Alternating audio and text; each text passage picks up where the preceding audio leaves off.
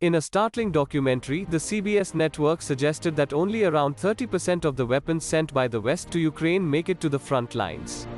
Waste, corruption, and black market profiteering consumed the rest.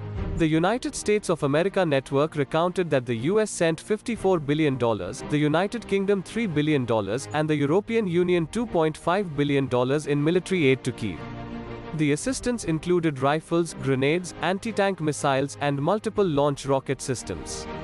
The founder of a Lithuania-based organization supplying the Ukrainian military, Jonas Oman, made a shocking statement.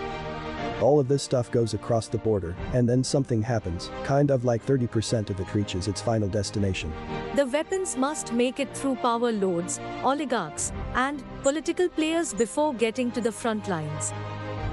Senior crisis advisor with Amnesty International, Donatella Rovera, made an even more stunning statement. There is really no information as to where they're going at all. What is really worrying is that some countries that are sending weapons do not seem to think that it is their responsibility to put in place a very robust oversight mechanism. In April 2022, an unnamed US intelligence source told CNN that decision makers had the shipments essentially disappear into a big, black hole once they enter Ukraine. An unnamed Canadian source had a similar assessment, saying that his country has no idea where the weapons end up.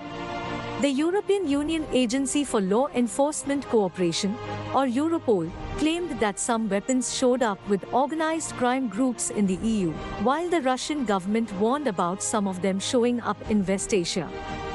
An investigative piece by RT found that sophisticated weaponry like Javelin, NLAW anti-tank systems, or the Phoenix Ghost and Switchblade explosive drones ended up in some online marketplace on the dark internet, selling for a small fraction of their list price.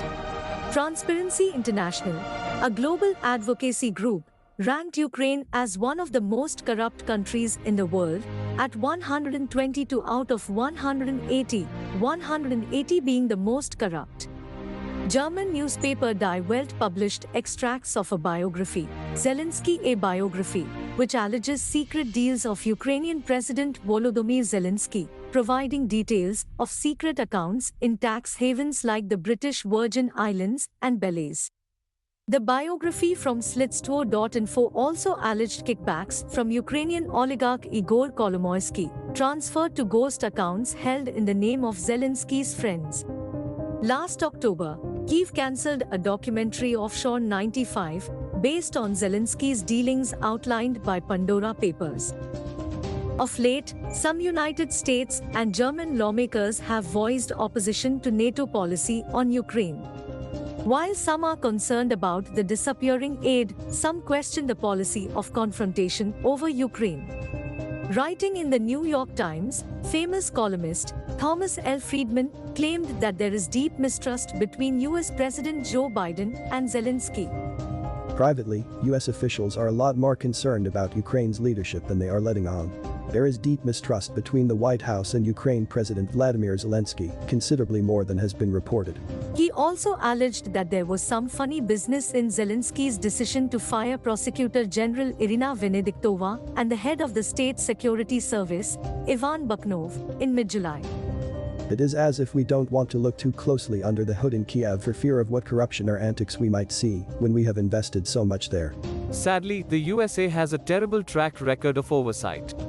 The New York Post and NPR reported that scores of billions of dollars of its military aid to the Iraqi and Afghan military ended up with the Islamic State and the Taliban, respectively. Some of the weapons left behind in Afghanistan have found their way into Kashmir in India. Advisor to Ukrainian Defense Minister Alexei Reznikov dismissed this documentary. This could be part of Russia's information war to discourage international partners from providing Ukraine with weaponry. A diplomatic backlash from Ukraine, accompanied by Kyiv's social media supporters' anger, has forced CBS to pull the documentary arming Ukraine. Zelensky has also repeatedly refuted allegations of corruption against him, calling them Russian propaganda. Ukrainian Minister of Foreign Affairs Dmytro Kuleba responded to CBS pulling their documentary on Twitter. Welcome first step, but it is not enough. You have misled a huge audience by sharing unsubstantiated claims and damaging trust in supplies of vital military aid to a nation resisting aggression and genocide. There should be an internal investigation into who enabled this and why. US journalist Max Blumenthal said CBS altered the documentary, following quote-unquote, a coordinated freakout by the Ukraine lobby.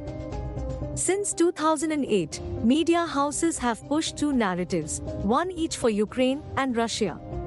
While there is a lot of circumstantial information casting aspirations on Ukrainian leaders, there is a growing restlessness among analysts and politicians.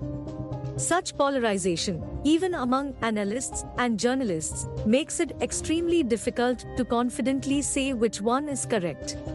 So, it is crucial for anyone interested in this issue to hear many perspectives before making up their mind.